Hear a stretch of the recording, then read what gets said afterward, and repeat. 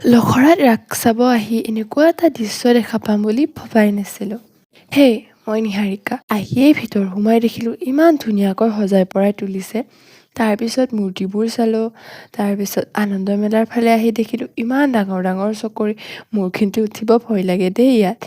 তাৰপিছত দেখিলোঁ ইমান ধুনীয়া ধুনীয়া পুতলাবোৰ ল'বলৈ মনেই গ'ল। তাৰ পৰা ময়ো এটা ল'লোঁ। ভূপেন দা আৰু জুবিন দাৰ ফটো লগাই থোৱা হৈছে। জুবিন দাক দেখি মনতেই পৰি গ'ল। অলপ আগত গৈ দেখিলোঁ ইমান ভিৰ হৈ আছে। জুবিন দাৰ সমাধিক্ষেত্ৰ বনাই থোৱা হৈছে।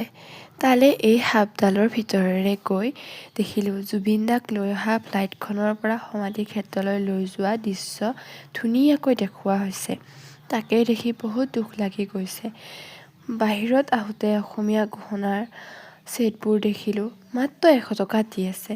মোৰ যিহেতু আছে সেইবাবে মই নল'লোঁ। তাৰপিছত আকৌ ইয়াত ধুনীয়া ধুনীয়া কাণফুলবোৰ দেখি তাৰে এযোৰ ভাল লগা চাই ময়ো ল'লোঁ। তাৰপিছত পানীপুৰি, বাদাম, চাওমিন, আইচক্ৰীম খাই আৰু বেছি সফৰ নকৰিলোঁ কাৰণ বহুত ৰাতি হৈছেতো। সেইবাবে ঘৰলৈ আহিলোঁ। আজিলৈ আহিছোঁ। Bye bye.